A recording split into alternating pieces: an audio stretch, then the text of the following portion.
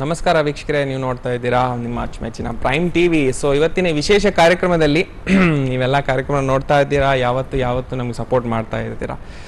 So ಇವತ್ತು ನಮ್ಮ ಜೊತೆ ಪ್ರಸಿದ್ಧ ಹಾಡುಗಳು, ಮೋಸ್ಟ್ ಪ್ರಾಬಬ್ಲಿ ತುಂಬ ಫೇಮಸ್ ಹಾಡುಗಳು ಕನ್ನಡ ಸಿನಿಮಾದಲ್ಲಿ ನಾವು ನೋಡ್ತಾ ಇರ್ತೀವಿ. ಹೆಡ್ಫೋನ್ಸ್ ಹಾಕ್ಕೊಂಡು, ಮಳೆಗಾಲ ಅಂತವಲ್ಲ, ಯಾವ ಸೀಸನ್ಸ್ ಅಂತವಲ್ಲ, ಹೆಡ್ಫೋನ್ಸ್ ಹಾಕ್ಕೊಂಡು ನಾವು ಸುಮ್ಮನೆ ಕಣ್ಣು ಮುಚ್ಕೊಂಡು ಹಾಡು ಕೇಳಬೇಕಾದ್ರೆ ನಮ್ಗೆ ಎಷ್ಟು ಭಾಳ ಖುಷಿ ಆಗುತ್ತೆ, ಎಸ್ಪೆಷಲಿ ರೊಮ್ಯಾಂಟಿಕ್ ಟ್ರ್ಯಾಕ್ಸ್. ಸೊ ಅಂಥ ಸಾಹಿತಿಯವ್ರು ನಮ್ಮ ಜೊತೆ ಇದ್ದಾರೆ, ಜಯಂತ್ ಕೈಕಿನಿಯವ್ರು. ಸರ್, ಆತ್ಮೀಯವಾದಂಥ ಸ್ವಾಗತ. ನಮಸ್ಕಾರ. ಸೊ ಫಸ್ಟ್ ಆಫ್ ಆಲ್ ನಾನು ನಮ್ಮ ಭಾಷೆಯಲ್ಲೇ ಮಾತಾಡ್ತೀನಿ ಸರ್. ಯಾವುದು ನಮ್ಮ ಭಾಷೆ? ಕೊಂಕಣಿ. ಸೊ ಕಷ್ಟ जातर सर उडपा येऊन खुशी जाता. म्हाका उडपा मस्त आवडता. and I'm a coastal, I'm from Gokarna, so any coastal town म्हाका आवडता. आणि गोकर्ण म्हणकीचे आसा उडपा म्हळ्यार देवळ आसा, लागीं समुद्र आसा, टुरिस्ट आसा ती, tourist people. so always past, present, future, everything is mixed, so I like Udupi. Okay sir, coming to the point, Kini sir ಹತ್ರ ಮಾತಾಡೋದಾದ್ರೆ, ನಾನು ಫಸ್ಟ್ ಆಫ್ ಆಲ್ ನೀವು ಇದೆಲ್ಲ ಸಾಹಿತ್ಯನ ಬರಿಬೇಕಾದ್ರೆ ಎಲ್ಲಿಂದ ಹೇಗೆ ಸರ್ ನಿಮಗೆ ಸಪೋರ್ಟ್, ಅಥವಾ ಎಲ್ಲಿಂದ ನಿಮ್ಮ ಬ್ಯಾಕ್ಗ್ರೌಂಡ್ ಹೇಗೆ ಶುರು ಮಾಡಿದ್ರಿ ಸರ್? ಇಲ್ಲ, ಅದು ನನ್ನ ಇಟ್ಸ್ ಬಿಗ್ ಜರ್ನಿ. ಈಗ ನಾನು ಹಾಡು ಬರೆಯೋದು ಈಗ ಲಾಸ್ಟ್ 8 ವರ್ಷದಿಂದ ಹಾಡು ಬರೀತಾ ಇದ್ದೇನೆ. ಬಟ್ ಅದರ ಹಿಂದೆ 40 ವರ್ಷದಿಂದ ನಾನು ಕಥೆ ಕವಿತೆಗಳನ್ನು ಬರೀತಾ ಇದ್ದೇನೆ. ಅವಾಗ ನೀವು ಯಾರು ಕೇಳಲೇ ಇಲ್ಲ. ಹಾಡು ಬರೆದು ಕೂಡಲೇ ಅನಿಸುತ್ತಿದೆ, ಬರೆದು ಕೂಡಲೇ ಜರ್ನಿ ಸಪೋರ್ಟ್ ಎಲ್ಲ ಕೇಳಕ್ಕೆ ಶುರು ಮಾಡಿದೆ. ಅಲ್ಲ, ಅದು ಇಟ್ಸ್ ಎ ಬಿಗ್ ಜರ್ನಿ. ನಾನು ಸಿನಿಮಾಕ್ಕೆಲ್ಲ ಹಾಡು ಬರೆದಿರ್ಲಿಲ್ಲ, ಅದು ಇತ್ತೀಚೆಗೆ ಆಗಿರೋದು. ಬಟ್ ಕಳೆದ 3-4 ದಶಕಗಳಿಂದ ಕನ್ನಡದಲ್ಲಿ ಕಥೆಗಳನ್ನ, ಕವಿತೆಗಳನ್ನ, ಅಂಕಣ ಬರಹಗಳನ್ನ ಬರ್ಕೊಂಡೇ ಬಂದಿದ್ದೀನಿ ನಾನು. ಸೊ ಅದು ಯಾವಾಗಲೂ ಅದು ನಿಮ್ದು ಈ ತನಕ ಓದಿದ್ದು ಬರೆದಿದ್ದು ಯಾವಾಗಲೂ ನಿಮ್ಗೊಂದು ಸ್ಟ್ರೆಂತ್ ಆಗಿ ಉಳಿಯುತ್ತೆ. ನೀವೇನಾದ್ರೂ ಇವತ್ತು ಕೆಲಸ ಮಾಡ್ತಾ ಇದ್ರೆ ಅದ್ರ ಹಿಂದೆ ಒಂದು ದೊಡ್ಡ ಪ್ರೋಸೆಸ್ ಇರುತ್ತೆ. ಅದು ಈಗಷ್ಟೇ ಟಕ್ ಅಂತ ಆಗಿರೋದಲ್ಲ. ಈಗ ನೀವು ಅವಲಕ್ಕಿ ಈಗ ಮಾಡ್ಲಿಕ್ಕೆ ಕೂತ್ರು ಕೂಡ ಆ ಅವಲಕ್ಕಿ ಯಾವತ್ತೋ ಯಾವುದೋ ಗದ್ದೆಯಲ್ಲಿ ಹುಟ್ಟಿದ ಒಂದು ಅಕ್ಕಿ, ಯಾವುದೋ ಅವಲಕ್ಕಿ ಮಷೀನ್ ನಲ್ಲಿ ಅವಲಕ್ಕಿ ಆಗಿದ್ದು, ಮತ್ಯಾರ್ದೋ ತೋಟದ ಮಿರ್ಸಾಂಗು ಅಂದ್ರೆ ಮಿರ್ಚಿ, ಅದೆಲ್ಲ ಸೇರಿ ಇವತ್ತು ನೀವು ಆ ಡಿಡಿ ನಾನು ಮಾಡಿದೆ ಅಂತ ಇಲ್ಲ. ಅದು ಅದ್ರ ಹಿಂದೆನೂ ಏನೇನೋ ಜರ್ನಿ ಇರುತ್ತೆ. ಈ ಹಾಡುಗಳು ಹಾಗೆ, ಸಾಹಿತ್ಯನೂ ಹಾಗೆ, ಮಾತುಗಳು ಹಾಗೆ, ಅದ್ರ ಹಿಂದೆ ಒಂದು ದೊಡ್ಡ ಪ್ರಯಾಣ ಇರುತ್ತೆ. ಹೀಗಾಗಿ ನನಗೆ ಪಾಠ ಕಲಿಸಿದ ಶಿಕ್ಷಕರಿಂದ ಹಿಡಿದು ನನ್ನ ತಂದೆ ಗೌರೀಶ್ ಕಾಯ್ಕಿಣಿ, ನನ್ನ ತಾಯಿ ಶಾಂತ ಕಾಯ್ಕಿಣಿ, ನನ್ನ ಊರು ಗೋಕರ್ಣ, ಆಮೇಲೆ ನಾನು ಕಲಿತ ಧಾರವಾಡ, ಆಗ ಅಲ್ಲಿದ್ದಂಥ ಬೇಂದ್ರೆ ಅಂತ ಕವಿಗಳು, ಆಮೇಲೆ ನಾನು ಹೋದಂಥ ಬಾಂಬೆ, ಅಲ್ಲಿ 23 ವರ್ಷ ಇದ್ದೆ, ಅಲ್ಲಿಯೇ ನನ್ನ ಸ್ನೇಹಿತರು, ಮುಂಬೈ ಜೀವನ, ಇದೆಲ್ಲ ಸೇರಿ ನನ್ನ ಒಂದು ಸಂವೇದನೆಯನ್ನ ರೂಪಿಸ್ತಾನೆ ಬಂದಿದೆ. ಹೀಗಾಗಿ ಯಾತ್ರಿಂದ ನಾನು ಬರೆಯೋಕೆ ಶುರು ಮಾಡಿದೆ, ಹೇಗೆ ಬರಲಿಕ್ಕಾಯ್ತು ನಿಖರವಾಗಿ ಹೇಳೋದು ಕಷ್ಟ, ಅದೊಂದು ಪ್ರಯಾಣ. ಓಕೆ, ಸೊ ಇಷ್ಟೆಲ್ಲ ಹಾರ್ಡ್ ವರ್ಕಿಂಗ್ ಲೈಫ್ ನೀವು ಮಾಡ್ತಾ ಇದ್ದೀರಾ. ಸೊ ಸಾಕಷ್ಟು ವರ್ಷಗಳಿಂದ ಆಲ್ಮೋಸ್ಟ್ ನೀವು ಹೇಳಿದಾಗೆ ಕತೆ ಬರೀತಾ ಇದ್ದೀರಾ. ಈಗ ನೀವು ಹೇಳಿದಾಗೆ ಅನಿಸುತ್ತಿದ್ದ ನಂತರ ಪೀಪಲ್ ಸ್ಟಾರ್ಟೆಡ್ ರೆಕಗ್ನೈಸಿಂಗ್. ಸೊ ಇದಕ್ಕಿಂತ ಮೊದಲು ನೀವು ಸಾಕಷ್ಟು ಕತೆಗಳನ್ನು ಬರ್ತಿದ್ದೀರಾ. ಆ ಮೂಮೆಂಟಲ್ಲಿ ಎಲ್ಲಿಯಾದ್ರೂ ನಿಮಗೆ ರೆಕಗ್ನೈಸೇಷನ್ ಸಿಗ್ತಿರ್ಲಿಲ್ಲ, ಆಗ ಹೇಗೆ ಅನಿಸ್ತಿತ್ತು? ಯಾಕಂದರೆ ಇತ್ತೀಚಿನ ದಿನಗಳಲ್ಲಿ ಸಾಕಷ್ಟು ಜನರು ಯಂಗ್ಸ್ಟರ್ಸ್ ಇರ್ತಾರೆ ಸರ್, ದಿಢೀರಂತ ಏನಾದರೂ ಆಗ್ಬೇಕಂತ ಇರುತ್ತೆ. 1 or 2 years ಒಳಗೆ ರಿಚ್ ಪೀಪಲ್ ಅಥವಾ ನಾನೊಂದು ಆಕ್ಟರ್ ಆಗ್ಬೇಕಂತ ಇರುತ್ತೆ. ಸೊ ಅವರಿಗೆಲ್ಲ ನೀವು ಪ್ರೋತ್ಸಾಹ ಹೇಗೆ ಕೊಡ್ತೀರಿ? ಯಾಕಂದ್ರೆ ಯಾರು ಆ ಥರ ಯಾವ್ದು ಇಟ್ಕೊಂಬೇಡಿ, ಹಾಳಾಗ್ಬಿಡ್ತೀರಾ. ದುಡ್ಡು ಗಳಿಸ್ಬೇಕು, ರಿಚ್ ಗಳಿಸ್ಬೇಕು ಅಂತ ನಿಮ್ದು ಏನಾದ್ರು ಕನಸಿದ್ರೆ you are doomed. You try to actualise. ಏನಾದ್ರೂ ಒಂದು ಮಾಡ್ತೀನಿ, ನಾನು ಏನೋ ಒಂದು ಕ್ರಾಫ್ಟ್ ಕಲಿತೀನಿ, ನಾನು ವಿದ್ಯಾರ್ಥಿ ಆಗ್ತೀನಿ, ನಾನೊಬ್ಬ ಒಳ್ಳೆ ಸೈಂಟಿಸ್ಟ್ ಆಗ್ತೀನಿ, ನಾನೊಬ್ಬ ಒಳ್ಳೆ ಓದುಗ ಆಗ್ತೀನಿ, ಒಬ್ಬ ಹಾಡುಗಾರ ಆಗ್ತೀನಿ, ಒಬ್ಬ ಸ್ಪೋರ್ಟ್ಸ್ ಮನ್ ಆಗ್ತೀನಿ, ಒಬ್ಬ ಒಳ್ಳೆ ಕಂಡಕ್ಟರ್ ಆಗ್ತೀನಿ, ಒಬ್ಬ ಒಳ್ಳೆ ಆಟೋ ಡ್ರೈವರ್ ಆಗ್ತೀನಿ, ಒಬ್ಬ ಒಳ್ಳೆ ಕ್ಲಾರ್ಕ್ ಆಗ್ತೀನಿ, ಒಬ್ಬ ಒಳ್ಳೆ ಸೋಡಾ ಶರ್ಬತ್ ಮಾಡೋನ್ ಆಗ್ತೀನಿ ಅಂತ ಕನ್ಸ್ಕೊಂಡ್ರಿ. ನಾನು ರಿಚ್ಚು, ನನಗೆ ಗಾಡಿ ಬೇಕು, ನನಗೆ ಲೇಟೆಸ್ಟ್ ಮೊಬೈಲ್ ಬೇಕು ಅಂತಿದ್ರೆ ಆ ಕನಸು ಈಡೇರೋದಿಲ್ಲ. ಯಾಕಂದ್ರೆ ಯಾವ ಕನಸಲ್ಲಿ ಉಳಿದವರ ಬಗ್ಗೆ ಒಳ್ಳೇದು ಇನ್ವಾಲ್ವ್ ಆಗಿರುತ್ತಲ್ಲ, ಆ ಕನಸು ಮಾತ್ರ ಈಡೇರುತ್ತೆ. If your dream touches other peoples lives. ಈ ಗಾಂಧೀಜಿ ಡ್ರೀಮ್ ಏನಿತ್ತು? ಅವರಿಗೆ ನಾನು ದೊಡ್ಡ ಸ್ವಾತಂತ್ರ್ಯ ಯೋಧ ಆಗಬೇಕು ಅಂತಿತ್ತು ಅವರಿಗೆ? ಇಲ್ಲ. ಗಾಂಧೀಜಿಗೆ ಇಡೀ ದೀನ ದಲಿತರ ಉದ್ಧಾರ ಆಗಬೇಕು, ಫ್ರೀಡಮ್ ಬೇಕು, ಮಹಿಳೆಗೆ ಗೌರವ ಬೇಕು, ಇಡೀ ದೇಶಕ್ಕಾಗಿ, ಇಡೀ ಮನುಕುಲಕ್ಕಾಗಿ ಕನಸ್ಕೊಂಡ್ರು ಅವರು. ಅದಕ್ಕಾಗಿ ಹಿ became A Gandhi, father of the nation. ಹೀಗಾಗಿ ನಮ್ಮ ಕನಸುಗಳು ಉಳಿದವರ ಒಳಿತಿಗಾಗಿ ಏನಾದರೂ ಸಣ್ಣ ಕಂಡ್ರೆ, ಈಗ ನಾನೊಬ್ಬ ಟೀಚರ್ ಆಗಬೇಕು ಅಂದ ಕೂಡಲೇ ಆಟೋಮೆಟಿಕಲಿ ಉಳಿದವರು ಒಳಿತು ಬಂತಲ್ಲಿ, because you are teaching children. ಹೌದು, ಆ ಥರ ನಮ್ಮ ಕನಸುಗಳು. ನಾನು ಮ್ಯಾನೇಜಿಂಗ್ ಡೈರೆಕ್ಟರ್ ಆಗಬೇಕು, ನಾನು ಕಾರ್ ಇಟ್ಕೋಬೇಕು, it will not work. So ನಿಮ್ಮ ಕನಸು ಯಾವ ಥರ ಕಾಣಬೇಕು ಅಂತಂದ್ರೆ, ಆ ಕನಸಿನಲ್ಲಿ ಉಳಿದವರ ಲೇಸು, ಉಳಿದವರ ಏಳಿಗೆ, ಉಳಿದವರ ಒಳಿತು ಇನ್ವಾಲ್ವ್ ಆಗಿರಬೇಕು. ಆಗದು ಖಂಡಿತ ಇದಾಗುತ್ತೆ. ಆಮೇಲೆ ಸಕ್ಸಸ್ ಅಂದ್ರೆ ರಿಕಾಗ್ನಿಷನ್ ಅಲ್ಲ, ಟೆಲಿವಿಷನ್ ಅಲ್ಲಿ ಬರೋ ಸಕ್ಸಸ್ ಅಲ್ಲ, ಫೋಟೋದಲ್ಲಿ ಬರೋ ಪೇಪರ್ ಅಲ್ಲಿ ಬರೋ ಸಕ್ಸಸ್, ಅದು 2 ನಿಮಿಷ ರದ್ದಿ ಆಗ್ಬಿಡುತ್ತೆ. ಈಗ ನನ್ನ ಇಂಟರ್ವ್ಯೂಗೆ ಬರ್ತಾ ಇದೆಯಲ್ಲ, ನಾಳೆಯಿಂದ ಈ ಟೇಪ್ ಮುಗೀತು, ನಿಮ್ದು ಗೋಡೌನಿಗೆ ಹೋಗುತ್ತೆ ಈ ಟೇಪ್. ಅದಲ್ಲ, ಜನರ ಮನಸ್ಸಲ್ಲಿ ಇರಬೇಕು, ನಿನ್ನ ಕೆಲಸಗಳ ಮೂಲಕ ಜನರ ಮನಸ್ಸುಗಳಲ್ಲಿ ಇರಬೇಕು, ಆವಾಗ ಅದು ನಿಜವಾದ ಸಕ್ಸಸ್. ನಿನ್ನನ್ನು ಹೆತ್ತವರು, ನಿನ್ನನ್ನು ಬೆಳೆಸಿದವರು, ನಿನ್ನ ನೇಬರು, ನಿನ್ನ ಸಂಬಂಧಿಕರು, ನಿನ್ನ ಟೀಚರ್ಸು ಪ್ರೀತಿಯಿಂದ ನಿನ್ನನ್ನು ನೆನೆಯೋ ಥರ ಆಗಬೇಕು ನೀನು. ಅದು ಅಷ್ಟೇ ಹೊರತು ಪೇಪರಲ್ಲಿ ಬರೋದು, ದುಡ್ಡು ಮಾಡೋದು ಅದೆಲ್ಲ ಅಲ್ಲ, ಖಂಡಿತ ಅಲ್ಲ. ಅಲ್ಲ, ಸಾಕಷ್ಟು ಜನರಿಗೆ ಇದೊಂದು ಇರ್ಬೋದು ಸರ್, ಯಾಕಂದರೆ ದಿಢೀರ್ ಅಂತ ದುಡ್ಡು ಮಾಡುವಂಥದ್ದು ಒಂದು ಹಾರ್ಡ್ ವರ್ಕಿಂಗ್ ಲೈಫಲ್ಲಿ. ಯಾಕಂದರೆ ನೀವು ಹೇಳಿದಾಗ ಹಾರ್ಡ್ ವರ್ಕಿಂಗ್ ಯಾರು ಲೈಫ್ ನೋಡಲ್ಲ, ಮೇಲೆ ಬಂದ ತಕ್ಷಣ ಅವ್ರಿಗೆ ಗೊತ್ತಾಗುತ್ತೆ yes is a rich person, ಅವ್ರ ಥರ ಆಗಬೇಕು, ಅವ್ರ ಥರ ಕಾರು ತೊಗೊಳ್ಬೇಕಂತ. ಸೊ ನಿಮ್ಮ ಹಾಡುಗಳ ಬಗ್ಗೆ ನಾವು ಕೇಳಿದಾರೆ ಸರ್, ಈ ಅನಿಸುತ್ತಿದೆ ಯಾಕೋ ಆ ಹಾಡು ಹೇಗೆ ಫಸ್ಟ್ ಪ್ಲಾನ್ ಅಪ್ ಹೇಗೆ ಮಾಡಿದ್ರಿ? ಅಲ್ಲ, ಅಂಥದ್ದೆಲ್ಲ ಪ್ಲಾನ್ ಅಪ್ ಇರಲ್ಲಪ್ಪ, ಯಾವುದೇ ಹಾಡು ಬರೆದ ಹಾಗೇನೆ. Incidentally it was my third song. ಹೀಗಾಗಿ ಅವ್ರು ಟ್ಯೂನ್ ಕೊಡ್ತಾರೆ ಸಿನಿಮಾದಲ್ಲಿ, ಹಾಡು ಬರೆಯೋದಕ್ಕೆ ಸಿಚುವೇಶನ್ ಹೇಳ್ತಾರೆ. ನಿತೇಶ್ ಅಂತ ಒಬ್ಬ ಹುಡುಗ ಇದ್ದಾನೆ, ಹೀರೋ ಇದ್ದಾನೆ, ಅವನಿಗೆ ಮತ್ತೆ ಯಾರ್ದು ಹುಡುಗಿ ಮೇಲೆ ಪ್ರೀತಿ ಆಗಿದೆ ಅಂತ ಹಿಂಗೆ ಕಥೆ ಹೇಳ್ತಾರೆ ನನಗೆ. ಆಗ ನಿತೇಶ್ನಿಗಾಗಿ ನಾನು ಒಂದು ಹಾಡು ಬರೀಬೇಕಾಗತ್ತೆ, ಆಗೊಂದು ಟ್ಯೂನ್ ಕೊಡ್ತಾರೆ, ಆ ಟ್ಯೂನಿಗೆ ನಾನು ಪದಗಳನ್ನು ಪೋಣಿಸಬೇಕಾಗ್ತದೆ. ಹೀಗಾಗಿ ಅಂಥದ್ದೇನಲ್ಲ. ಆದರೆ ಆ ಟ್ಯೂನಿಗೆ ಹಾಡು ಬರೆಯೋದಿದೆಯಲ್ಲ, ಅದು ಬೇರೆ ಸ್ಕಿಲ್. ಅದು ನಾನು ಬರೆದಿರೋ ಹಾಡಿಗೆ ಅವ್ರು ಟ್ಯೂನ್ ಹಾಕಲ್ಲ. ಸಿನಿಮಾ ರಂಗದಲ್ಲಿ ಯಾವತ್ತೂ ನೀನು ರೆಡಿಮೇಡ್ ಬರ್ದಿರೋ ಹಾಡುಗಳಿಗೆ ಅವರು ಟ್ಯೂನ್ ಮಾಡೋದಿಲ್ಲ. ಅವ್ರು ಕೊಟ್ಟು ಟ್ಯೂನ್, ಮೊದಲು ಟ್ಯೂನ್ ಕೊಟ್ಟಿರ್ತಾರೆ. ಮನೋಮೂರ್ತಿ ನನಗೆ ಇಮೇಲಲ್ಲಿ ಟ್ಯೂನ್ ಕಳಿಸಿದ್ರು, ಆ ಟ್ಯೂನಿಗೆ ನಾನು ಹಾಡನ್ನು ಬರೆದೆ. ಹೀಗಾದದ್ದು. ಆಮೇಲೆ ಯೋಗರಾಜ್ ಭಟ್ರು ನನಗೆ ತುಂಬಾ ಇದು ಕೊಟ್ಟರು, ಯಾಕಂದ್ರೆ ನಾನು ಅಲ್ಲಿ ತನಕ ಬರೆದಿರ್ಲಿಲ್ಲ. ನಾನು ಹೇಳಿದೆ, ನಾನು ಬರೆದ್ರೆ ಸರಿ ಆಗಲ್ಲ, ನಂಗೆ ಸಿನಿಮಾ ಹಾಡು ಬರೆದು ಗೊತ್ತಿಲ್ಲ. ಇಲ್ಲ ನೀವು ಬರೀಲೇಬೇಕು ಅಂತ ಹಠ ಹಿಡಿದ್ರು ಅವರು. ಆಮೇಲೆ ಅವರು ನಾನು ಹೇಳಿದ್ನಲ್ಲ ಹಿಂದೆ ಕಥೆಗಳನ್ನೆಲ್ಲ ಬರೆದಿದ್ದೀನಿ, ಅದರ ಫ್ಯಾನ್ ಆಗಿದ್ರು ಅವರು. ನಾನು ಅವರು PUC ಇದ್ದಾಗ ತುಷಾರದಲ್ಲಿ ಬಂದಿದ್ದ ನನ್ನೊಂದು ಕತೆ ಅಂತಃಪುರದೊಳಗೆ ಅಂತ, ಆ ಕಥೆಯ 3 ಪುಟನ ಅವರು ಬೈ ಹಾರ್ಟ್ ನನಗೆ ಹೇಳಿಬಿಟ್ರು. I was impressed. ಈಗ ಯಾವ ಲೇಖಕನಿಗೆ ತನ್ನ ಕೃತಿನ ಬೈ ಹಾರ್ಟ್ ಹೇಳಿದ್ರೆ, so he knew how to win my heart. So ಸಾಹಿತ್ಯಗಳ ವೀಕ್ನೆಸ್ ಗೊತ್ತು ಅವನಿಗೆ. ಸೊ ಅದನ್ನೇ ಹೇಳಿದರು, ಮನಸ್ಸಲ್ಲ ಬೈ ಹಾರ್ಟ್ ಹೇಳಿದರು, ಖುಷಿ ಆಯಿತು. ತಕ್ಷಣ ನಾನು ಬರೀಲಿಕ್ಕೆ ಒಪ್ಕೊಂಡೆ. ಲಕಿಲಿ ಆ ಹಾಡು ಜನಗಳಿಗೂ ಇಷ್ಟ ಆಯ್ತು. ಸೂಪರ್ ಡೂಪರ್ ಆಗಿದೆ ಸರಿ. ಯಾಕಂದ್ರೆ ಚಿಕ್ಕ ಮಕ್ಕಳಿಂದ ಆಗಿರ್ಲಿ, ಎಷ್ಟೇ ವಯಸ್ಸಿನವ್ರು ಆಗಿರ್ಲಿ, ಅದು ಹಾಡಿ ಹೇಳ್ತಾರೆ.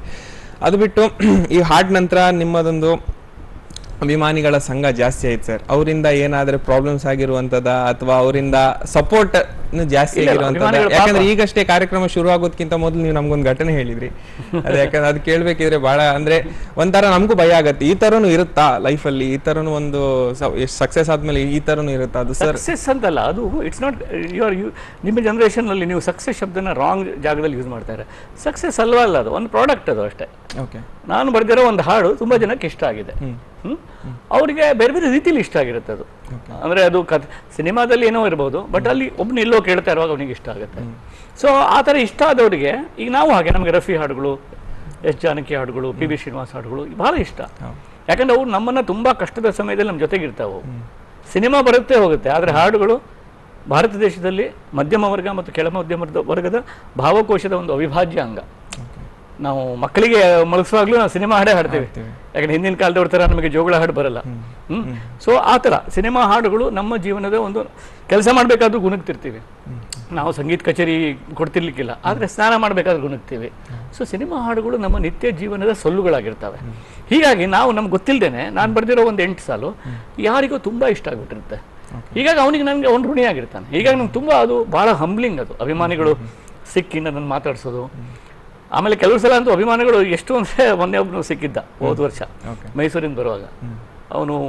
ಅವನಿಗೆ ಇಂಗ್ಲೀಷು ಮಾತಾಡಬೇಕು ಅಂತ ಹುಚ್ಚು. ನಮ್ಮಲ್ಲಿ ಕೆಲವರಿಗೆ ಇರುತ್ತಲ್ಲ, ಬರ್ದಿದ್ರು ಮಾತಾಡೋ ಹುಚ್ಚು. ಆ ಥರ ಅವನಿಗೊಂದು ಹುಚ್ಚು. ಅವನು ನನಗೆ, ಸರ್ ನೀವೇನೇ ಅನ್ನಿ ಸರ್, ನೀವು ಏನೇ ಅನ್ನಿ ಸರ್, ನೀವು 100, 200, 250 ಹಾಡು ಬರ್ದಿರ್ಬೋದು ಸರ್, ಆದರೆ ಮುಂಗಾರು ಮಳೆ ನಂತರ ಕರ್ನಾಟಕದಲ್ಲಿ ನಿಮ್ಮ ಪಾಪ್ಯುಲೇಷನ್ ಜಾಸ್ತಿ ಆಯಿತು ಸರ್ ಅಂತ. ಸೊ ನಾನು ಹೆದರೋದೆ, ಕರ್ನಾಟಕದಲ್ಲಿ ಪಾಪ್ಯುಲೇಷನ್ ಮತ್ತು ನನಗೇನು, ನಾನಂದೆ ಮುಂಗಾರು ಮಳೆ ನಂತರ ಆಗಿರ್ಬೋದಪ್ಪ, ಅದು ಮುಂಗಾರು ಮಳೆ ನಂತರನೇ ಆಗಿರ್ಬೋದು, ಆದರೆ ನನಗೆ ಮತ್ತು ಅದಕ್ಕೆ ಡೈರೆಕ್ಟ್ ಸಂಬಂಧ ಏನು ಇಲ್ಲ ಅಂತ ನಾನು ಹೇಳಬೇಕಾಯ್ತು. ಅದು ಯಾವ ಥರ ಅಂದರೆ ಈ ಥರ. ಆಮೇಲೆ ಎಷ್ಟೋ ನನಗೆ ಮದುವೆಗೆ ಇನ್ವಿಟೇಷನ್ ಕಾರ್ಡ್ ಕಳಿಸ್ತಾರೆ, ಅದ್ರಲ್ಲಿ ಬರೀತಾರೆ, ಸರ್ ನಮ್ಮ ಪ್ರೀತಿ ನಿಮ್ಮ ಹಾಡುಗಳಿಂದ ಆಯಿತು, ಸೊ ನಮ್ಮ ಮದುವೆಗೆ ದಯವಿಟ್ಟು ಬಂದು ಹರಿಸಿ ಅಂತ. ಸೊ ಅದಕ್ಕೆ ಹೋಗ್ಬೇಕಾಗತ್ತೆ. So you react for all those? ಹೌದು, ಪಾಪ they are all extensions. That is the beauty of this. ಅಂದರೆ ನಾವು ಯಾವುದನ್ನು ಜನಪ್ರಿಯ ಕಲೆ ಅಂತ ನಾವು ಸ್ವಲ್ಪ ಒಂದ್ಸಲ ಹೀಗೆ ಹೇಳ್ತೀವಿ. ಜನಪ್ರಿಯ ಕಲೆಗೆ ಒಂದು ಡೆಮೋಕ್ರೆಟಿಕ್ ಆದ ಒಂದು ಎನರ್ಜಿ ಇದೆ. ಅದು ಬೇರೆ ಬೇರೆ ರೀತಿಯಿಂದ ತುಂಬ ಹಗುರ ಮಾಡಿಬಿಡುತ್ತೆ ಜನಗಳನ್ನು, ಬೇರೆ ಬೇರೆ ರೀತಿಯಿಂದ. ನಾನು ಅಂತಲ್ಲ, ಎಲ್ಲ ಸಿನಿಮಾ ಲಿರಿಕ್ ರೈಟರ್ಸಿಗೂ ಇದು ಅನುಭವ. ಇದು ನನ್ನ ತಪ್ಪೊಂದೇ ಅಲ್ಲ. ಉದಾಹರಣೆ ನಂದು ಕಿವಿ ಮಾತೊಂದ ಹೇಳಲೆ ನಾನಿಂದು ಅಂತ ಒಂದು ಮಿಲನದಲ್ಲಿ ಒಂದು ಹಾಡಿದೆ. ಅಂದ್ರೆ ಎಲ್ಲ ಹಾದಿಗಳು ನಿಂತಾಗ ಈ ಹಾದಿ ನಿಂತರೂ ನೀನು ನಡಿಬೇಕು ಅಂತ ಹೇಳುತ್ತೆ ಅದು. ಆ ಹಾಡು ಕೇಳಿ ನಾನು ಆತ್ಮಹತ್ಯೆ ಮಾಡ್ಕೊಳ್ಳೋಕೆ ಹೊರಟಿದ್ದೆ. ಆ ಹಾಡು ಕೇಳಿದೆ, ಆಮೇಲೆ ನಾನು ಆತ್ಮಹತ್ಯೆ ಪ್ರಯತ್ನ ಬಿಟ್ಟೆ ಅಂತ ಕೂಡ ನನಗೊಬ್ಬರು ಕಳಿಸಿದ್ದಾರೆ. ಅಂದ್ರೆ ಇವೆಲ್ಲ they are very humbling experiences. So ನಾವು ತಿಳ್ಕೊಂಡಷ್ಟು ಸರಳ ಇರೋದಿಲ್ಲ. ಹಾಡುಗಳು ಯಾರನ್ನ ಯಾವ ರೀತಿಯಿಂದ ಟಚ್ ಮಾಡ್ತವೆ, ಯಾವ ರೀತಿಯಿಂದ ಇನ್ಸ್ಪೈರ್ ಮಾಡ್ತವೆ. ಸಿನಿಮಾದಲ್ಲಿ ಉದ್ದೇಶ ಏನೇ ಇರಬಹುದು, ಆದ್ರೆ ಹೊರಗಡೆ ಹಾಡು ಕೇಳಿದಾಗ ಅದು ಯಾವ ಭಾವನೆಯನ್ನು ಕೊಡ್ತಾ ಇರುತ್ತೆ ಅನ್ನೋದು ನನಗೆ ಬಹಳ ಮುಖ್ಯ. ಯಾಕಂದ್ರೆ ಜನ ಹಾಡು ಕೇಳ್ತಾ ಇರ್ತೀವಿ ನಾವು, ನಿಮ್ಮ ಕಾರುಗಳಲ್ಲಿ, ರೇಡಿಯೋದಲ್ಲಿ, ನಿಮ್ಮ ಲ್ಯಾಪ್ಟಾಪ್ಗಳಲ್ಲಿ ಕೆಲಸ ಮಾಡಬೇಕಾದ್ರೆ ನಿಮ್ಮ ಪ್ಲೇ ಲಿಸ್ಟ್ ಅಲ್ಲಿ ಹಾಡುಗಳೇ ಇರ್ತವೆ. ಸೊ ಆ ಹಾಡುಗಳು ಹೊಂಬಿಸುವಂತ ಒಂದು ಎನರ್ಜಿ ಇದೆಯಲ್ಲ, ಅದು ಆದಷ್ಟು ಪಾಸಿಟಿವ್ ಆಗಿರುವಂತೆ ನೋಡ್ಕೊಳ್ಳೋದು ಒಬ್ಬ ಲೇಖಕನ ಜವಾಬ್ದಾರಿ ಆಗಿಬಿಡುತ್ತೆ. ಓಕೆ. ಸೊ ಎಲ್ಲ ಫೀಲ್ಡಲ್ಲಿ ಒಂದು ಫೈಟ್ ಅಂತ ನಾನು ಹೇಳಲ್ಲ, ಒಂದು ಕಾಂಪಿಟೇಷನ್ಸ್ ಇರುತ್ತೆ. ಸೊ ನಿಮಗೆ ಏನಾದರೂ ಆ ಥರ ಎಲ್ಲಿಯಾದ್ರೆ ಇಲ್ಲ, ಯಾಕಂದ್ರೆ ನಾನು ಆ ಥರ ಅಂದರೆ ಅಪ್ಲೈ ಮಾಡ್ಕೊಂಡು ಬಂದವನೇ ಅಲ್ಲ. ಓಕೆ. ಸೊ ನನ್ನ ಜೀವನದಲ್ಲಿ ಲಕಿಲಿ ಫಾರ್ ಮೀ ಅಂದರೆ ನಾನು ಯಾವುದನ್ನು ನನಗೆ ಬೇಕು ಅಂತ ಅಪ್ಲೈ ಮಾಡಿ ಹೋಗಿಲ್ಲ. ಅದು ನಾನು ಹೋಗುವಾಗ ನನ್ನ ದಾರಿಯಲ್ಲಿ ಬಂದಿದೆ, ನಾನು ಅದಕ್ಕೆ ಒಂದು ನನ್ನ ನೋಡ್ಕೊಂಡಿದ್ದೀನಿ ಆ ಥರ. ಬಟ್ ಎಲ್ಲಿಯಾದ್ರೆ ಯಾರಾದ್ರೆ ಏನೋ ಅಂತ ಹೇಳುವಂಥದ್ದಾಗಿರಲಿ, ನಿಮಗೆ ತುಂಬಾ ಹರ್ಟ್ ಆಗಿರುವಂಥದ್ದಾಗಿರಲಿ, ಅದ್ರ ನಂತರ you change your decision somewhere, ಆ ಥರ ಏನಾದರೂ? ಇಲ್ಲ ಆ ಥರದ್ದೇನಿಲ್ಲ, ಆ ಥರದ್ದೇನೂ ಇರಲ್ಲ. ಅದೇನಾಗಿದೆ ಇನ್ನೊಂದು ಅಂದರೆ, ನಾನು ಈ ಸಿನಿಮಾ ಹಾಡು ಬರೆಯೋಕ್ಕೆ ಶುರು ಮಾಡಿದ್ಮೇಲೆ ನಾನು ಮುಖ್ಯಧಾರೆಯ ಸಾಹಿತಿ ಅಲ್ಲ. ಮುಖ್ಯಧಾರೆ ಅಂದರೆ ಕತೆ ಸಾಹಿತ್ಯ. ಸೊ ಅವರಿಗೆ ಒಂಥರ ಆತಂಕ ಆಗಿಬಿಟ್ಟಿದೆ, ಇವನು ಅದನ್ನು ಬಿಟ್ಟು ಸಿನಿಮಾ ರಂಗಕ್ಕೆ ಹೋಗಿ ಹಾಳಾಗ್ಬಿಟ್ಟ ಅನ್ನೋ ಥರದ ಒಂದು ಆತಂಕ ಅವರಿಗೆ. ಅಂದರೆ ಜಯಂತ್ ಕಾಕಿನಿ ಕಳೆದೋಗ್ಬಿಟ್ಟ ಅಂತ ಹೇಳಿ. ಸೊ ಆ ಕಾಳಜಿ ನನಗೆ ಅರ್ಥ ಆಗುತ್ತೆ. ಬಟ್ ಹಂಗೆ ನಾನು ಕಳೆದೋಗಿಲ್ಲ, ಯಾಕಂದ್ರೆ ನನ್ನ ಹಾಡುಗಳ ಸಂಕಲನ ಮತ್ತು ನನ್ನ ಹೊಸ ಕಥಾ ಸಂಕಲನ ಚಾರ್ಮಿನಾರ್ ಒಟ್ಟಿಗೆ ನಾನು ಬಿಡುಗಡೆ ಮಾಡಿದೆ. Only to tell people that ಅದು ಸೈಮಲ್ಟೇನಿಯಸ್ ಆಕ್ಟಿವಿಟಿ ಅಂತ. ಹೊರತು ನಾನು ಸಾಹಿತ್ಯ ಬಿಟ್ಟು, ಯಾಕಂದ್ರೆ ಅದೇ ಇದರ ಒಂದು ಸಾಹಿತ್ಯ ಅನ್ನೋದೊಂದು ವೃಕ್ಷ ಆದ್ರೆ ಅದ್ರ ಒಂದು ಟೊಂಗೆಯ ಒಂದು ಎಲೆ ಸಿನಿಮಾ ಹಾಡಿರುತ್ತೆ. ಉಳಿದ ಕಡೆ ನನ್ನ ಕಥನ ಇದೆ, ನಾನು ಓದಿದೆ, ಕನ್ನಡದ ಅದ್ಭುತವಾದ ಸಾಹಿತ್ಯ ಲೋಕ ಇದೆ, ಅದನ್ನು ಓದಬೇಕು ನಾನು. ಚಿತ್ತಾಳ್ರಂತ ಲೇಖಕರಿದ್ದಾರೆ, ಶಾಂತಿನಾಥ್ ದೇಸಾಯಿ ಅಂತ ಲೇಖಕರಿದ್ದಾರೆ. ಸೊ ಅಂಥದ್ದೆಲ್ಲ ಒಂದು ದೊಡ್ಡ ಸಾಹಿತ್ಯ ಒಂದು ಬಳಗ ಇದೆ, ಒಂದು ದೊಡ್ಡ ಜಗತ್ತಿದೆ. ಅದ್ರದ್ದು ಒಂದು ಸಣ್ಣ ಕೊಂಬೆ ಇದು, ಟಿಸಿಲಷ್ಟೇ. ಇದು ಬಂದ ತಕ್ಷಣ ಅದನ್ನು ಬಿಟ್ಟೆ ಅಂತ ಕೆಲವರು ಆತಂಕ ಪಡ್ತಾರೆ. ಇಲ್ಲ, ಅದು ಇದೆ, ಇದು ಇದೆ. ಯಾಕಂದ್ರೆ ಇದು ನನಗೆ ಉದರಂಭರಣ. ನನ್ನ I have to make my living by this, by writing. So I take it very seriously. ಮತ್ತು ಇಟ್ಸ್ ನಾಟ್ ಈಸಿ. ತುಂಬಾ ಜನ ಏನ್ ಅನ್ಕೊಂಡ್ಬಿಡ್ತಾರೆ ಬಹಳ ಈಸಿ ಅಂತ. ಇಲ್ಲ, ಅದು ಟ್ಯೂನಿಂಗ್ ಬರೆಯೋದಾದ್ರಿಂದ it requires its own skill. ಅದರದ್ದೇ ಒಂದು ಸ್ಕಿಲ್ ಬೇಕಾಗುತ್ತೆ. ಆಲ್ಮೋಸ್ಟ್ ಎಷ್ಟು ದಿನ ಆಗುತ್ತೆ ಒಂದು ಹಾಡ್ ಬರಿಬೇಕಾದ್ರೆ, ಅಥವಾ you get into all the situations ನೀವು ಹೇಳಿದಾಗೆ? ಹೌದು, ಅಲ್ಲ, ಅದು ಏನೊಂದು ಸಿಚುವೇಶನ್ ಏನು ಜಾಸ್ತಿ ಇರಲ್ಲಪ್ಪ, ಬರೀ ಪ್ರೇಮನೇ ಇರುತ್ತೆ. ಅದು one sided love, two sided love, ಆ ಥರ ಎಲ್ಲ ನಾನು ಕೇಳ್ತೀನಿ ಅವ್ರಿಗೆ ಅಷ್ಟೇ. ಯಾಕಂದ್ರೆ ಜಾಸ್ತಿ it's question of love song ಅದು ಅಷ್ಟೇ. ಆಮೇಲೆ more you get into the details of the story ಅಲ್ಲ, the song doesn't become independent. ಆಗ ನೀವು ಕತೆಗೆ ಬೇಕಾದ ಹಾಕೊಂಡು ಹೋದ್ರೆ ಅದು ಆ ಕತೆಗೆ ಮಾತ್ರ ಸೂಟ್ ಆಗುತ್ತೆ. ಹಾಡು ಹೇಗಿರ್ಬೇಕು ಅಂದ್ರೆ ನೀನು ನಿನ್ನ ಪಾಡಿಗೆ ಕೇಳುವಾಗ್ಲೂ ಕೂಡ ಅದಕ್ಕೆ ನೀನು ಖುಷಿ ಕೊಡ್ಬೇಕಲ್ಲ. ಅದಕ್ಕಾಗಿ I don't get into story line so much. ಇಷ್ಟೇ, ಅದು ಯಾವ ಥರದ ಪ್ರೀತಿ, ಯಾವ ಘಟ್ಟದಲ್ಲಿ ಬರುತ್ತೆ ಪ್ರೀತಿ, ಅದನ್ನೆಲ್ಲ ಕೇಳ್ತೀನಿ ನಾನು. ಶೂಟಿಂಗ್ ಬಗ್ಗೆ ಕೇಳ್ತೀನಿ, ಯಾಕಂದ್ರೆ some images which are using. ಈಗ ಉದಾಹರಣೆ ಚಂದ್ರ ಅನ್ನ ನಾನು ಜಾಸ್ತಿ ಯೂಸ್ ಮಾಡೋಕ್ಕಾಗಲ್ಲ, ಅದು if they are shooting in day time, ಆ ಥರ. ಸೊ ಆ ಥರ ಎಲ್ಲ ಅವೆಲ್ಲ ಕೇಳ್ಬೇಕಾ. ಈಗ ಮರುಭೂಮಿ, ಅವ್ನು suppose is planning a shooting in ಮರಳುಗಾಡು, ದೊಡ್ಡ ಒಂದು ಡೆಸರ್ಟ್ ಅಲ್ಲಿ, I can use it as a image in my song. ಅಂದ್ರೆ ಮರಳುಗಾಡಲ್ಲಿ ಹೆಜ್ಜೆ ಮೂಡಿದ ಹಾಗೆ, ಅಂದ್ರೆ ಆ ಥರ. ಅಂದ್ರೆ ಅವನ ಶೂಟಿಂಗ್ ಪ್ಲಾನ್ ಏನಿದೆ ಅನ್ನೋದನ್ನು ಕೂಡ ಕೇಳ್ತೀವಿ ಒಂದೊಂದ್ಸಲ. So that sometimes it adds. ಒಂದೊಂದ್ಸಲ ಆ ಥರ ಆಗಲ್ಲ, ಅವ್ರೇನೋ ಪ್ಲಾನ್ ಮಾಡ್ಕೊಂಡಿರ್ತಾರೆ ಪಾಪ, ಆಮೇಲೆ ಬಜೆಟ್ ಸಾಲೋದಿಲ್ಲ, ಮತ್ತೇನೋ ಆಗ್ಬಿಡುತ್ತೆ. So I try to keep it as general as possible, as simple as possible. And I avoid words like ಕಣೆ, ಹುಡುಗಿ, ನಲ್ಲೆ, ಗೆಳೆಯ. ನಾನು ಅದೆರಡು ಬಿಟ್ಟಿರ್ತೀನಿ, ಯಾಕಂದ್ರೆ ಯಾವ ಸಾಲು ಯಾರು ಹೇಳ್ಬೋದು, ಆ ಥರ ಮಾಡ್ತೀನಿ ನಾನು. ಈಗ ಕಣೆ ಅಂದ ತಕ್ಷಣ ಅದು ಹುಡುಗ ಮಾತ್ರ ಆ ಸಾಲು ಹಾಡಬೇಕು ಅನ್ನೋದು ಬಂದ್ಬಿಡುತ್ತೆ ಅಲ್ವಾ. ನಲ್ಲ ಅಂತ ಹೇಳಿದ್ರೆ ಅದು ಹುಡುಗಿ ಸಾಲು ಅಂತ ಆಗುತ್ತೆ. ನಾನು ಆ ಥರದ ಸಂಬೋಧನೆಗಳನ್ನ ಅವಾಯ್ಡ್ ಮಾಡ್ತೀನಿ, so that each line is free. ಅಂದ್ರೆ anybody can identify with that emotion. So ಇಷ್ಟೆಲ್ಲ ಇನ್ಸ್ಪಿರೇಷನ್ ಮಾತುಗಳು ನಮಗೆ ಜಯಂತ್ ಸರ್ ಅವ್ರು ಹೇಳಬೇಕಿದ್ರೆ, ಅವರು ಆಕ್ಚುಲಿ ಲಿರಿಕ್ಸ್ ಎಲ್ಲ ಬರಿಬೇಕಿದ್ರೆ ಅವ್ರು ಎನ್ಸಿದಾರೆ ಇಲ್ವಾ? ಈ will be giving this all this script. ಅಂದ್ರೆ ಲಿರಿಕ್ಸ್ ಅಂದ್ರೆ one of the most famous singer ಯಾರಂತ ಕೇಳಿದ್ರೆ ನಾನು ಹೇಳ್ತೇನೆ ಸೋನು ನಿಗಮ್ ಅಂತ. ಎಲ್ಲರೂ ಹೇಳ್ತಾರೆ, ಯಾಕಂದ್ರೆ ಅವರು ಹಾಡಿದ್ರೆ ಭಾಳ ಖುಷಿ ಆಗುತ್ತೆ. ಒಬ್ರಿಗಂತಲ್ಲ ಇಬ್ರಿಗಂತಲ್ಲ, ಇಡೀ ವರ್ಲ್ಡಲ್ಲಿ ಯಾರೇ ಸೋನು ನಿಗಮ್ನವ್ರ ವಾಯ್ಸ್ ಕೇಳಬೇಕಿದ್ರೆ ಭಾಳ ಖುಷಿ. ಅದರಲ್ಲೂ ಕನ್ನಡದಲ್ಲಿ ನಮ್ಮ ಜಯಂತ್ ಸರ್ ಬರೆದಿರುವಂಥ ಲಿರಿಕ್ಸಲ್ಲಿ ಒಂದು ಹಾಡಬೇಕಿದ್ರೆ ಏನ ಕನ್ನಡ ಜನತೆ ಅಥವಾ ಬೇರೆ ಯಾರಾದರೆ ಇರಲಿ, ಸೋನು ನಿಗಮ್ನವ್ರು ಕನ್ನಡ ಹಾಡು ಹೇಳ್ತಾರೆ, ನಮಗೂ ಒಂದು ಹೆಮ್ಮೆ ಪ್ರಶ್ನೆ ಅಂತ ಹೇಳಿದರೆ, ನಮಗೊಂದು ಹೆಮ್ಮೆ ವಿಷಯ ಅಂತ ಏನಂತ ಹೇಳಿದರೆ ಜಯಂತ್ ಸರ್ ಅವ್ರು ಬರೆದಿರುವಂಥ ಹಾಡು. ಅದು ಯಾವ್ದು ಹಾಡು ಅಂತ ಕೇಳ್ತಾ ಇದ್ದೀರಾ? ನೀವೇ ನೋಡಿ.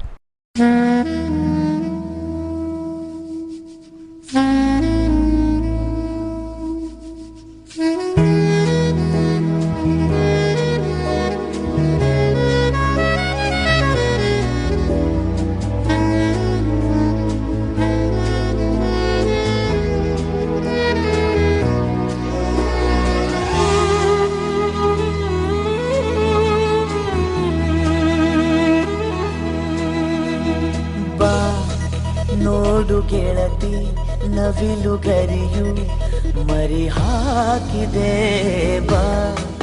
ನೋಡು ಗೆಳತಿ ನವಿಲುಗರಿಯು ಮರಿ ಹಾಕಿದೆ. ಕಣ್ಣ ಮುಚ್ಚಾಲೆ ಆಡುತ್ತ ಅಡಗಿ ನೀನೆಲ್ಲೋ ಹೋದೆಯಾನ. ಅರಸುತ್ತಿರುವೆನು ಇನ್ನು ನೀ ಕಾಣಲಾರೆಯ ಬಾ. ನೋಡು ಗೆಳತಿ ನವಿಲುಗರಿಯು ಮರಿ ಹಾಕಿದೆ ಬಾ. ನೋಡು ಗೆಳತಿ.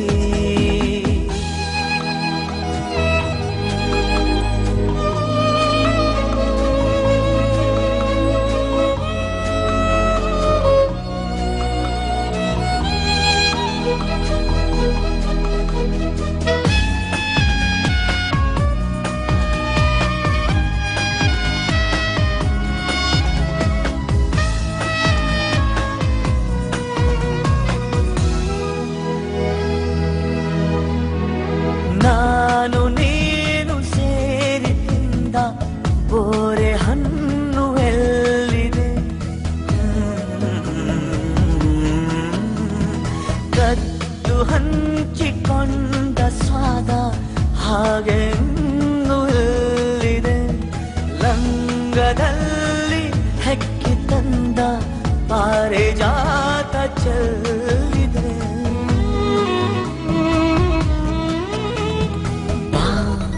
ಹೊಳೆಯ ತುಂಬ ಹನಿವ ಮಳೆಯ ಬಳೆ ಮೂಡಿದೆ ಬಾ. ನೋಡು ಗೆಳತಿ ನವಿಲುಗರಿಯು ಮರಿ ಹಾಕಿದೆ. ಕಣ್ಣ ಮುಚ್ಚಾಲೆ ಆಡುತ್ತ ಅಡಗಿ ನೀನೆಲ್ಲೋ ಹೋದೆಯಾನ. ಅರಸುತ್ತಿರುವೆನು ಇನ್ನು ನೀ ಕಾಣಲಾರೆಯ ಬಾ. ನೋಡು ಗೆಳತಿ ನವಿಲುಗರಿಯು ಮರಿ ಹಾಕಿದೆ ಬಾ. ನೋಡು ಗೆಳತಿ.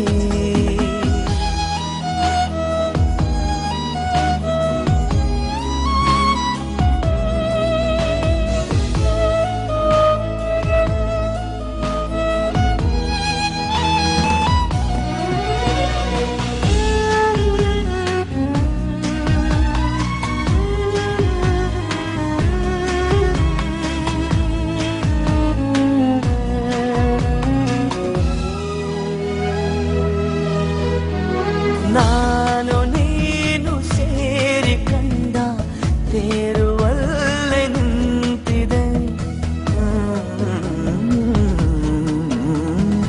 ಊರ ಜಾತ್ರೆಯಲ್ಲೀಗ ಬೇರೆ ವೇಷ ಬಂದಿದೆ. ನೀನು ಬೇಕು ಎಂದ ಹೂವು ಜೇಬಿನಲ್ಲೇ ಕುಂತಿದೆ.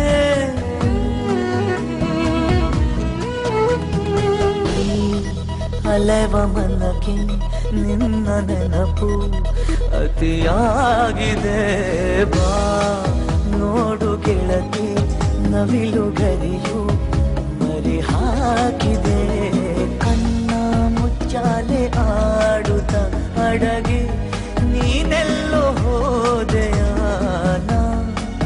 ಅರಸುತ್ತಿರುವೆನು ಇನ್ನು ನೀ ಕಾಣಲಾರೆಯ.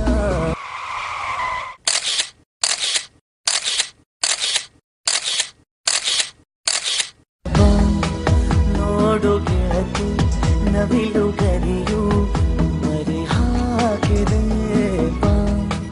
ನೋಡು ಗೆಳತಿ.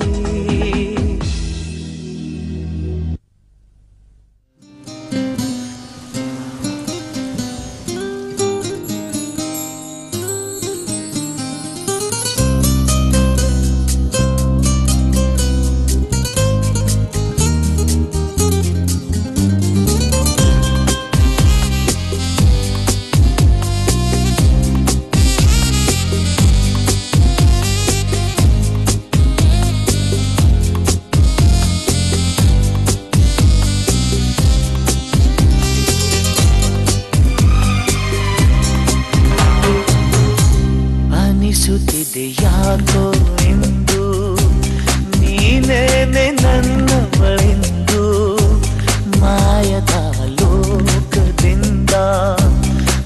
ನನಗಾಗೆ ಬಂದವಳೆಂದು ಆಹಾ ಎಂಥ ಮಧುರ ಯಾತನೆ ಕೊಲ್ಲು ಹುಡುಗಿಯೊಮ್ಮೆ ನನ್ನ ಹಾಗೆ ಸುಮ್ಮನೆ ಅನಿಸುತ್ತಿದೆ ಯಾಕೋ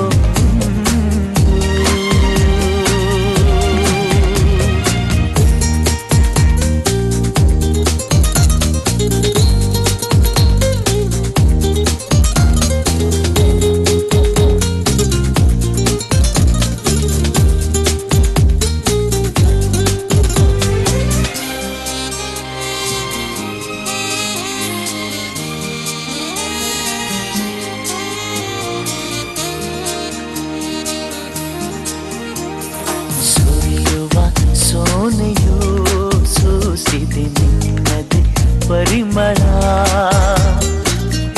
ಯಾರ ಕನಸಲು ನೀನು ಹೋದರೆ ತಳಮಳ ಪೂರ್ಣ ಚಂದಿರ ರಜಾ ಹಾಕಿದ ನಿನ್ನಯ ಮೊಗವನು ಕಂಡ ಕ್ಷಣ ನಾ ಖೈದಿ ನೀನೆ ಸೆರೆಮನೆ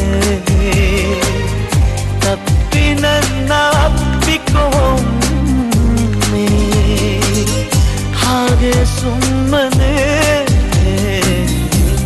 ಅನಿಸುತ್ತಿದೆ ಯಾಕೋ ಎಂದು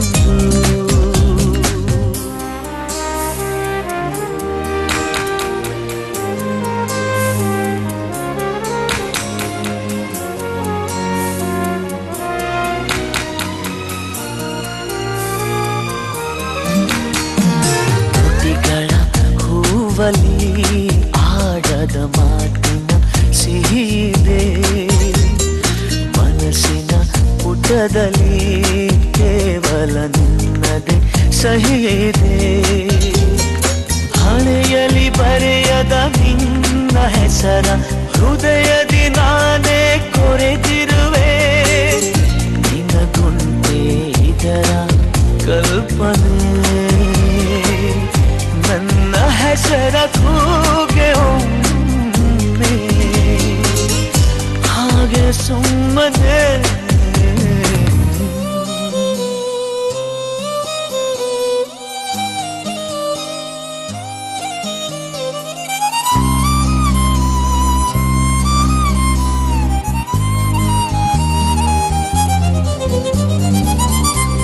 ಅನಿಸುತ್ತಿದೆ ಯಾಕೋ ಎಂದು ನೀನೇನೆ ನನ್ನವಳೆಂದು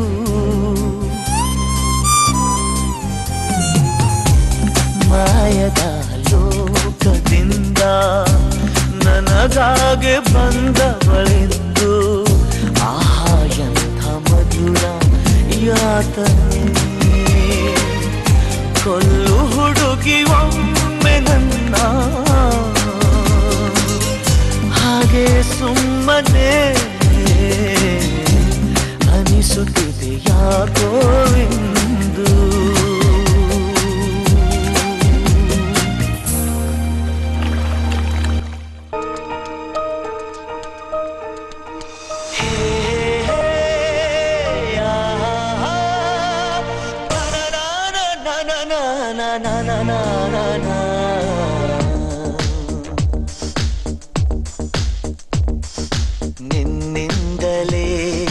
ನಿನ್ನಿಂದಲೇ ಕನಸೊಂದು ಶುರುವಾಗಿದೆ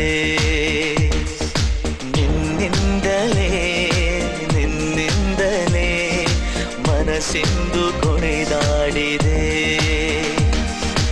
ಎದೆಯಲ್ಲಿ ಸಿಹಿಯಾದ ಕೋಲಾಹಲ ನನ್ನೆದುರಲ್ಲೇ ನೀ ಹೀಗೆ ಬಂದಾಗಲೇ ನಿನ್ನ ತುಟಿಯಲ್ಲಿ ನಗುವಾಗುವ ಹಂಬಲ ನಾನಿಂತಲ್ಲೇ ಹಾಳಾದೆ ನಿನ್ನಿಂದಲೇ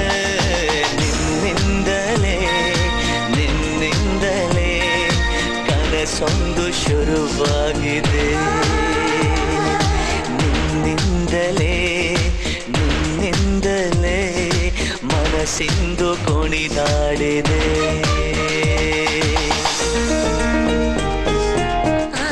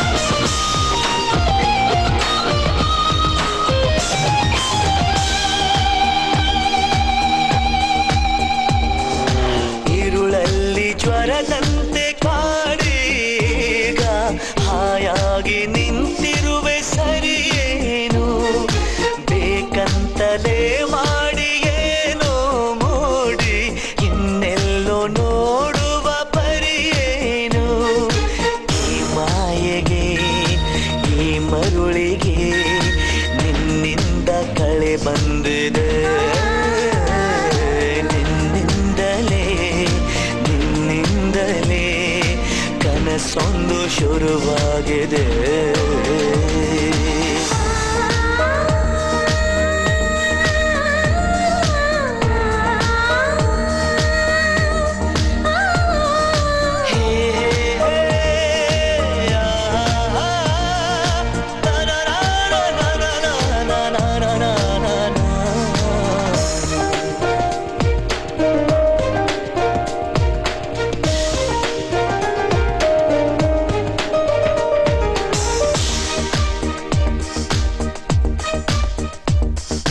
ಹೋದಲ್ಲಿ ಬಂದಲ್ಲಿ ಎಲ್ಲ ನಿನ್ನ ಸೊಂಪಾದ ಚೆಲುವಿನ ಗುಣಗಾನ, ಕೇದಿಗೆ ಗರಿಯಂಥ ನಿನ್ನ ನೋಟ, ನನಗೇನು ಅಂದಂತೆ ಅನುಮಾನ.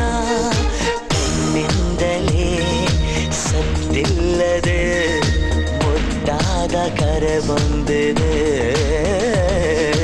ನಿನ್ನಿಂದಲೇ ಕನಸೊಂದು ಶುರುವಾಗಿದೆ. ಎದೆಯಲ್ಲಿ ಸಿಹಿಯಾದ ಕೋಲಾಹಲ, ನನ್ನೆದುರಲ್ಲೇ ನೀ ಹೀಗೆ ಬಂದಾಗಲೇ ನಿನ್ನ ತುಟಿಯಲ್ಲಿ ನಗುವಾಗುವ ಹಂಬಲ, ನಾನಿಂತಲ್ಲೇ ಹಾಳಾದೆ ನಿನ್ನಿಂದಲೇ, ನಿನ್ನಿಂದಲೇ ನಿನ್ನಿಂದಲೇ ಕನಸೊಂದು ಶುರುವಾಗಿದೆ. ನಿನ್ನಿಂದಲೇ ನಿನ್ನಿಂದಲೇ ಮನಸ್ಸೆಂದು ಕುಣಿದಾಡಿದೆ.